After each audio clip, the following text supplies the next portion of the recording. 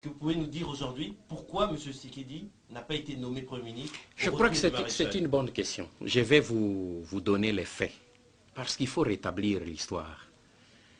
M. Tshisekedi est allé voir le directeur du cabinet, M. Vundoawe Tepemako, à Kinshasa. Moi, je me trouvais à Nice avec le président Mobutu. M. Vundoawe a contacté le président et m'a contacté pour dire Tshisekedi veut venir voir le président. J'ai informé le président. Le président m'a dit, vous informez le directeur, je suis d'accord, il peut venir. Le directeur du bureau a arrangé le tout. Tshisekedi a payé son propre billet. Et puis, il est venu. Le président Mobutu lui a donné les véhicules à l'aéroport de Nice. Le protocole s'est occupé de lui à l'aéroport de Nice. Il est arrivé.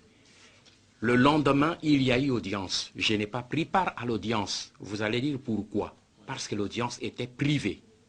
Ici, vous voyez la différence entre président de la République institution et président de la République individu. L'audience étant privée, Tshisekedi venant le voir comme son ami pour pouvoir lui présenter ses amitiés et ses sympathies, un geste qui est extrêmement louable parce que ça montre là au moins un apprentissage pour nous des cultures démocratiques.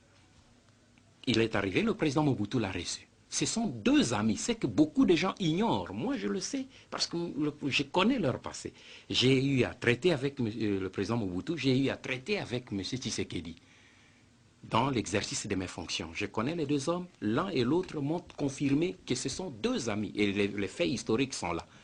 Et l'audience a eu lieu. Après l'audience, Tshisekedi est sorti. Il y a eu une interview de la presse internationale. Quand il est sorti, on lui a posé la question. Avez-vous traité des problèmes du gouvernement? Réponse de M. Tshisekedi, non. Ce qui est vrai. Il n'avait pas traité de problèmes de gouvernement. J'ai posé la question au président. Il n'avait pas traité de problème de gouvernement. Il y a eu ensuite, le soir, une interview de la radio-télévision belge. Et là, M. Tshisekedi aurait lâché qu'il s'est entretenu avec le président Mobutu du problème de Premier ministre et qu'il avait été accordé. C'est le président Mobutu qui m'a appelé, j'étais à l'hôtel, pour dire « Avez-vous suivi les déclarations de Tshisekedi ?» J'ai dit non. Il dit, il a déclaré à la presse que je lui ai donné le poste de Premier ministre, rectifier les choses pour éviter qu'on ait les conflits avec le Parlement. Vous savez pourquoi le président Mobutu a dit ça? Et si j'ai obéi et j'ai fait le démenti, c'est parce que, cher ami, il y a une constitution. Et dans cette constitution, de ce moment-là, une constitution qui n'avait pas été élaborée par Mobutu, mais par toute la classe politique de notre pays, il avait été convenu que le président de la République gouverne, règne mais ne gouverne pas. Cela veut dire que le président de la République ne pouvait pas nommer de son propre gré un Premier ministre. C'est la classe politique à laquelle n'appartenait pas le chef de l'État qui devait désigner un Premier ministre, le présenter à la famille du président de la République. Celle-ci devait l'accepter et ensemble présenter le candidat au président qui devait simplement procéder à la nomination. Donc, Tshisekedi, comme Mobutu, le savait. Mais s'il y a arrangement, Mobutu n'interviendra que lorsque les deux classes politiques se sont entendues et lui présentent le nom de Tshisekedi. Voilà pourquoi on ne pouvait pas le nommer. C'est ainsi que, lorsque je suis rentré au pays, il y a eu un tollé. Mobutu a voulu nommer Tshisekedi, Nganda s'est opposé. Mais lorsque Tshisekedi est rentré, il y a eu une grande mobilisation à Limete. Il a pris la parole et il a dit aux gens que le président Mobutu ne peut pas me nommer parce que ce n'est pas conforme à la Constitution et nous n'avons pas traité de ce problème. Nous autres, dans notre pays, nous avons souvent tendance à ne retenir que ce que nous voulons retenir. Mais Tshisekedi lui-même avait confirmé à la population devant la télévision nationale et les télévisions privées qu'il n'avait pas traité du problème de Premier ministre avec Mobutu et que ce problème devait être arrangé selon la Constitution. C'est un juriste, M. Tshisekedi, lui-même l'a reconnu. Donc on n'avait pas, ce n'est pas qu'il s'était entendu et après on a refusé, non. Mais le vrai problème viendra, et je le traite dans mon livre, lorsque le président Mobutu est rentré au mois de décembre au pays lui-même était d'accord pour qu'on nomme Tshisekedi Premier ministre. Il a donné instruction à sa famille politique. Mais sa famille politique était déjà noyautée par le Premier ministre. Et sa propre famille politique n'a pas suivi Mobutu et a représenté, au moment où le président Mobutu attendait qu'on lui présente la candidature d'un nouveau Premier ministre, qu'il attendait probablement être Tshisekedi, les dirigeants de sa propre famille sont passés à la télévision pour annoncer que les FPC maintiennent leur confiance au Premier ministre Kengo Adondo. Le président Mobutu était déçu, il était irrité parce qu'il n'avait pas donné ces consignes-là. Voilà la réalité, voilà la vérité. En 1994, à la suite des accords du Palais du Peuple, un consensus était trouvé pour essayer de répartir équitablement le pouvoir. C'est-à-dire le président Mobutu serait resté président de la République, le Monseigneur Montsengo aurait pris la présidence du HCRPT et Tshisekedi devait devenir Premier ministre. Mais ensuite, il y a eu de la zizanie au sein de l'USORAL et ce qui a conduit à plusieurs candidats au poste de Premier ministre, dont vous-même, et ensuite vous avez été élu par ce HCRPT. Pouvez-vous nous expliquer aujourd'hui qu'est-ce qui s'est passé? Est-ce que vous n'avez pas en quelque sorte renié les accords conclus au sein de l'USORAL en posant votre candidature, en vous faisant élire Premier ministre? Non, je crois que vous présentez mal le problème. Vous citez des noms. Aucun texte ne cite des noms. On voulait, les accords du Palais du Peuple voulaient régler le problème des institutions de la transition. Le président de la République règne, ne gouverne pas. Le Parlement de transition aura les prérogatives de contrôle des actes du gouvernement. Le gouvernement aura la gestion. Et les accords disaient le Premier ministre sera issu de la famille politique autre que celle du président. Article 78. Voilà un peu les données du problème. Ainsi, il y a eu, comme vous le savez, les accords du Palais du Peuple sont venus pour mettre fin au dédoublement institutionnel et au dédoublement de textes constitutionnels.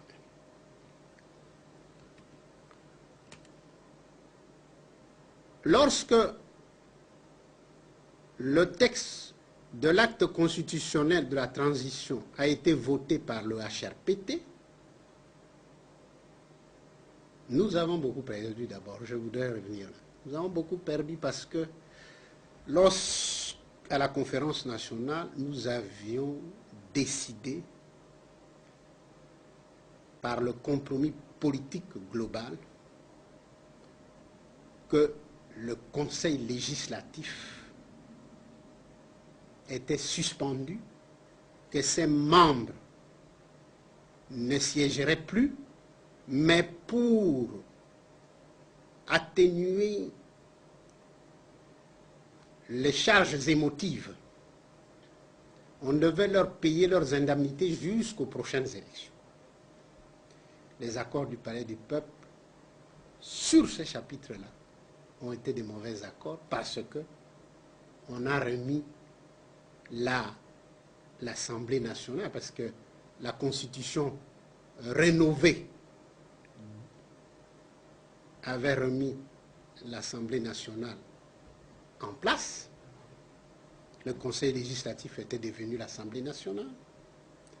Et le fait d'accepter cette Assemblée nationale au sein du HR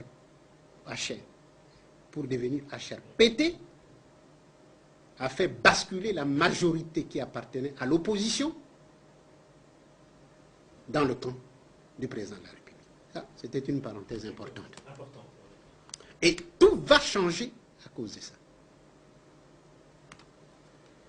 Alors, dès que le président a promulgué l'acte constitutionnel de la transition voté par le HRPT, l'opposition avait la charge de désigner son candidat. Un candidat qu'on voulait. Plusieurs candidats semblaient se présenter parce que jusque-là, Tshisekedi ne se prononçait pas. Mais personne d'entre nous ne voulait se porter candidat tant que Tshisekedi en était un. Donc il y avait un accord tacite entre vous pour présenter Tshisekedi. Et nous l'avons dit à Kibasa, qui était le président. Il y a eu une réunion présidée par Kibasa à Notre-Dame de Fatima, où tous les candidats étaient venus, et on attendait que Tshisekedi se présente pour qu'on arrive à un accord. On dit, écoutez, nous tous, on se retire et on laisse à Tshisekedi de se présenter. Tshisekedi n'est pas venu à cette réunion. On a chargé Kibasa de prendre contact avec lui. Vous savez pourquoi il n'est pas venu? Oui, la thèse de Tshisekedi est simple. Il est l'élu de la conférence nationale, il ne peut plus se représenter. C'est ça la thèse. Mais, si vous savez, Tshisekedi avait signé les accords du Palais du Peuple. La signature de Tshisekedi et des membres dirigeants de l'UDPS engage aussi l'UDPS. On ne peut pas signer des accords et dire qu'on ne peut pas les respecter. Tshisekedi ne s'est pas présenté. Le HRPT a créé la commission des 33. Pourquoi la commission des 33? Simplement parce qu'on a pris 3 représentants par région. 10 régions plus la ville de Kinshasa, 33. Cette commission des 33 était présidée par Bomboko. Le but de cette commission était simplement de rapprocher de plus en plus, en conciliateur, en facilitateur, en somme, rapprocher les points de vue des uns et des autres pour laisser la possibilité à Tshisekedi. À cette rencontre-là aussi, Tshisekedi n'est pas venu. Kibasa nous a réunis au Palais du Peuple en disant, Tshisekedi, est-ce que quelqu'un a-t-il une opposition quelconque à la candidature de Tshisekedi? Nous avons tous dit non. Et au moment de la présentation des candidatures et de projets, de programme gouvernemental selon l'esprit et la lettre des accords, Tshisekedi n'est pas venu. La nature comme la politique ont horreur du vide. Il y a eu floraison de candidatures. Et dans cette floraison, j'ai été élu. Les accords du Palais du Peuple disent clairement ceci, lorsque un candidat de l'opposition est désigné, ce candidat serait présenté à l'autre famille et l'autre famille l'approuve ou ne l'approuve pas. Et c'est ça ce qui c'est. Donc on ne pouvait pas être élu sans être élu également par la famille autre que celle de l'opposition à laquelle on appartient. Voilà un peu la genèse de cette affaire. Si Tshisekedi s'était présenté, je vous le dis aujourd'hui, personne ne se serait présenté. On aurait fait exactement la même chose comme on a fait le 15 août à 2 h du matin en 1992. Lui seul aurait été notre candidat et nous voulions que ce soit lui seul affronte le président Mobutu pour nous permettre de pouvoir aller aux élections. Un deuxième point d'histoire qui consiste à la date de décembre 96, lorsque la rébellion, c'est-à-dire à l'époque la rébellion de M. Kabila était en train d'avancer. À ce moment-là, Mobutu étant malade, gravement malade, vous vous rendez à Nice et à l'issue de la rencontre que vous avez eue avec le feu président Mobutu, vous avez déclaré aux journalistes que Mobutu allait vous nommer Premier ministre. Immédiatement après, M. Ngwanda, qui était le conseiller spécial de Mobutu, a démenti cela. Arrivé au Congo, il y a eu des négociations et à l'issue de ces négociations, M. Kengo a été maintenu au poste de Premier ministre. On voudrait savoir aujourd'hui qu'est-ce qu'il s'est effectivement passé à Nice entre vous et M. Mobutu. Est-ce qu'il vous avait effectivement promis le poste de Premier ministre? Vous le savez très bien, pour ceux qui connaissent le texte régissant la transition au Congo, Mobutu n'avait pas à me nommer Premier ministre. Combien de fois je devais le dire et le répéter?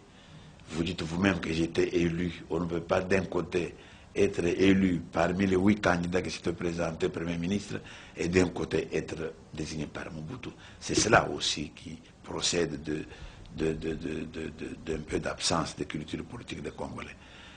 Donc, j'étais Premier ministre élu par la conférence nationale. Mobutu n'avait pas à me nommer. Mais la même conférence avait prévu, comme ils avaient la certitude que Mobutu était incompétent, tout le montrait la gestion qu'il avait, il l'avait maintenu pour des raisons simples, que s'il avait décidé de le faire partir, Mobutu n'allait pas partir, il allait se maintenir par sa DSP. C'est comme ça qu'il a défini des prérogatives honorifiques pour qu'il puisse rester président de la République, mais la gestion du pays était confiée au gouvernement. Par conséquent, et il était dans l'esprit, même dans le texte de ce document qui s'appelle l'acte portant disposition constitutionnelle relative à la période de transition, qu'il y ait une collaboration entre les deux, entre le Premier ministre et le chef de l'État. Pendant la transition, vous savez que Mobutu